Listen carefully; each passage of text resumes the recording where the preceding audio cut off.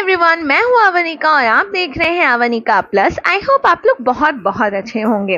तो मैं प्रेग्नेंट हूँ और मेरे 8 मंथ्स कंप्लीट हो चुके हैं और मैंने सोचा कि ये अभी सही टाइम है बैग पैक कर लेने का, क्योंकि कभी भी कुछ भी हो सकता है। तो ये जो आजकल ट्रैवल बैग चला हुआ है ना, मैंने यही बैग लिया है। काफ़ी स्पेसियस होता है तो काफ़ी अच्छा रहता है, कम से कम सामान भी आ जाता है। लाइक इसमें एक एक्सटेंडर चेन होता है और ज़्यादा से ज़्यादा सामान भी आ जाता है। तो इसमें 2 छोटे छोटे खंड दिए हुए हैं बिना चेन वाले, और इसमें भी काफ़ी कुछ आ जाता है। और एक चेन है और जो अच्छा खासा चौड़ा चेन है, इसके अंदर भी काफ़ी कुछ आप रख सकते हैं और सेफ रहेगा क्योंकि चेन है। ये प्लास्टिक इसी के ऊपर रैप होके आया था, तो मैंने उसको रख लिया है कि अगली बार जब मैं इसे पैक करूँ तो प्लास्टिक में ही रख दूँ। एक पाउच लिया है जिसमें मैं डेली यूज़ आने वाली चीज़ें रखूँगी, जो मैं जस्ट अभी अभी आपको दिखाने वाली हूँ। उससे पहले मैंने लिया है सिटाफिल का मॉइस्चराइजिंग लोशन और स्किन क्लिनजर। ये मैंने स्मिटन ऐप से मंगाया है, ट्रायल में मंगाया था।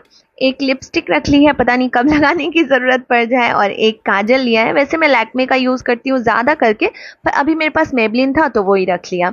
एक कोम लिया है, वुडन है, ताकि मेरे hair root, hair scalp damage ना हो, क्योंकि उस समय बहुत नाजुक होता है सिचुएशन। एक बिंदी ली है और एक लिप बाम लिया है, जो मुझे बहुत ज़रूरत पड़ती है क्योंकि सालों भर मेरे लिप्स चैप्ड ही रहते हैं।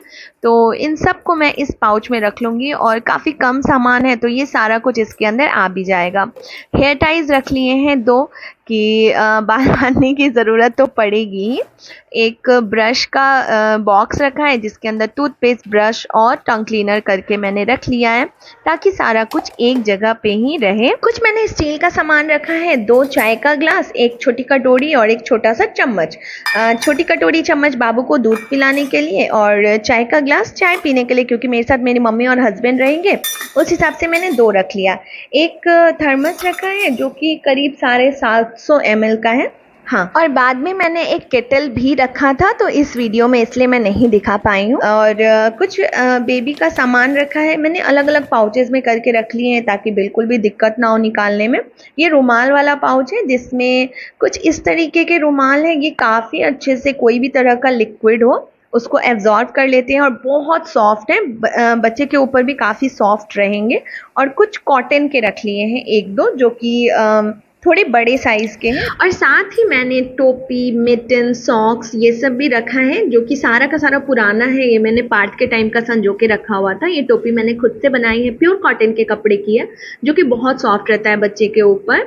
और ये कैप, सॉक्स और मिटन का सेट है, जो जिसका जोड़ा उसके ही अंदर है, ताकि कुछ मिसप्लेस ना हो जाए, इसलिए मैंने सब एक साथ में घुसा के रख लिया था। तो हमारे में ना पुराना कपड़ा ही पहनाते हैं बेबी को, जब तक कि बच्चे की छठी या बरही ऐसा सब नहीं हो जाता है, जो कि पहली पूजा होती है बच्चे की। तो इसीलिए ये सब रखना ज़रूरी है, नया नहीं पहनाते हैं। और आपके में किस तरह का पहनाते हैं ये मुझे ज़रूर कमेंट में बताइएगा, और आप कहाँ से बता रहे हैं ये भी बताइएगा, क्योंकि हर किसी के यहाँ ना अलग अलग रीति रिवाज होते हैं, जो कि बहुत ही मतलब यूनिक होता है ना हर किसी के यहाँ का रिवाज। तो बहुत अच्छा लगता है जान के कि अच्छा आपके यहाँ ये रिवाज होता है, अच्छा हमारे यहाँ ये रिवाज होता है, ऐसा तो मुझे बताइएगा ज़रूर। तो ये सब मैंने जैसे जैसे निकाले थे वैसे वैसे ही संभाल के रख भी रही हूँ, क्योंकि मैं दोबारा मेहनत करना बिल्कुल नहीं चाहती हूँ। अभी के समय में बहुत थक जाती हूँ, क्योंकि मेरे 8 मंथ्स पूरे हो चुके हैं अभी, तो थकावट थोड़ी ज़्यादा हो जाती है। तो इसको भी मैंने पैक कर लिया है और इसको रख लूँगी। और साथ ही मैंने कुछ बेबी क्लोथ्स रखे हैं, जो कि भी गर्म और ठंडी के मौसम को ध्यान में रख कर रखे हैं। ये सारे भी पार्ट के ही टाइम के हैं, इसलिए सारे के सारे लड़कों के कपड़े हैं, लड़कियों के एक भी नहीं है। और सारे के सारे कपड़े ना मैंने कपड़े, तौलिए जो भी रखे हैं, सारे के सारे मैंने डिटॉल में अच्छे से वॉश करके इनको सुखा कर कड़क धूप के अंदर और फिर रखे हैं। और मैंने ढेर सारे रख लिए हैं, हालांकि मुझे 2-3 दिन ही रहना है हॉस्पिटल में, फिर भी मैंने इतने सारे इसलिए रखे हैं क्योंकि बच्चों के कपड़े ऑफ कोर्स बहुत गंदे करते हैं ना बच्चे। तो ये 2 सेट था मेरे पास, जो कि एकदम शुरुआती ठंड में पहनने वाले नहीं कपड़े होते, सिलाई वाले, जिनके 2 लेयर के बीच में थोड़ी सी कॉटन की लाइनिंग होती है, तो ये वैसे वाले कपड़े हैं। तो इसमें से मैंने 2 रखे हैं जो कि ढंग के थे, अच्छे थे, लाइक पहनाने लायक थे, वैसे वाले 2 रख लिए हैं। और ये हाफ शॉर्ट पैंट्स हैं, जो कि छोटू बेबी को तो बड़े ही होंगे, क्योंकि ये पार्थ के छोटे के टाइम के हैं, पर फिर भी उतने छोटे वाले नहीं हैं। आप देखिए इनका कलर, इनका प्रिंट इतना बढ़िया है। पहले बेबी हग के कपड़े ना, या बेबी ऑय के, या और भी कपड़े बहुत ही अच्छे आते थे जिनकी प्रिंट्स, कलर्स एकदम नहीं जाते थे, पर अब वैसी क्वालिटी मिलती ही नहीं है। तो ये वैसे वाले बेबी हग के कपड़े हैं जिनकी क्वालिटी बहुत ही बढ़िया है, जो अभी तक मैंने इनको खूब पहना है पर ख़राब नहीं हुए हैं ये। तो वैसे वाले सेट्स मैंने ढेर सारे रख लिए हैं। कुछ हाफ के सेट्स हैं, कुछ फुल के सेट्स हैं। किसी के पैंट अच्छे थे तो रख लिए, किसी के शर्ट्स अच्छे थे तो रख लिए। और मैंने कोशिश किया है कि ज़्यादातर मैं आगे के बटन वाले कपड़े रखूं, तो उस हिसाब के रखे हैं। और पैंट्स थोड़े ज़्यादा हैं क्योंकि पैंट्स की ज़रूरत बहुत पड़ती है।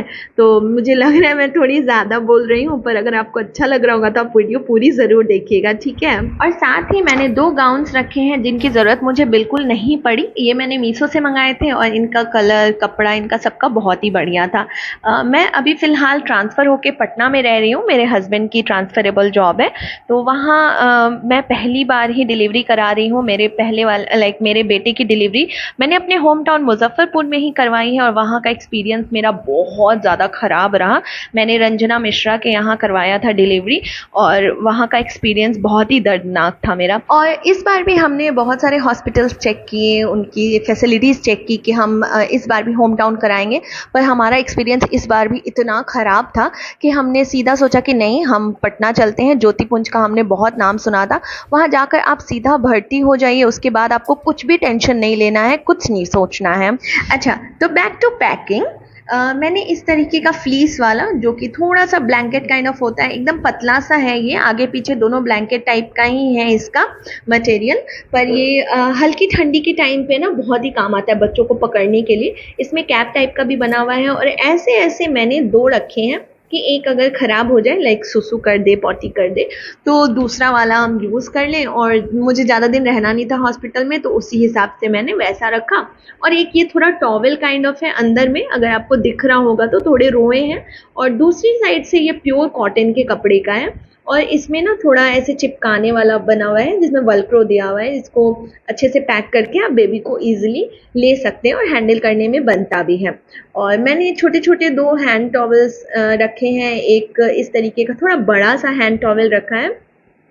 तो ये सारे काम आए नहीं आए, पर मैंने रख लिए कि क्या पता मुझे काम आ जाए। और ये छोटे वाले 2 ग्रे और ग्रीन मैंने होम टाउन से मंगाए थे। इनकी क्वालिटी बहुत अच्छी है, बहुत अच्छे से सोक करते हैं पानी, इसलिए मैंने इनको रख लिया। मैं अपनी डिलीवरी को लेके एक और चीज़ आप लोगों के साथ शेयर करना चाहती हूँ कि मैंने दोनों में ज़मीन आसमान का रहा। मुजफ्फरपुर में जब मैंने कराया तो मैं रोते रोते घर आई थी, और ज्योतिपुंज में जब कराया तो मैं हंसते हंसते बेबी को लेके घर आई थी।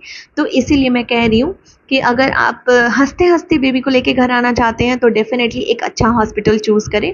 पैसे लगते हैं, पर आप खुशी खुशी घर आते हैं अपने बेबी को अपनी गोद में लेके। अब फिर से back to packing, last but not the least. तो ये रहा डायपर का बैग, जो कि अभी के समय में बहुत ज़रूरी है। ये पैम्पर्स का प्रीमियम वाला मैं पार्ट के समय यूज़ कर रही थी, ये मेरा फेवरेट है, तो इसीलिए मैंने यही मंगा लिया। और भी अच्छे हैं बट ये फेवरेट है। और ये रहा बम टम का वाइप्स, जो कि भी मेरा कुछ फेवरेट वाइप्स में से एक है। तो ये दोनों चीज़ें मैंने रख ली हैं और मेरा सारा बैग साथ ही साथ पैक हो गया है। मैं सारी की सारी चीज़ें रखती चली गई, इसीलिए मैं आपको पैक्ड बैग दिखा रही हूँ।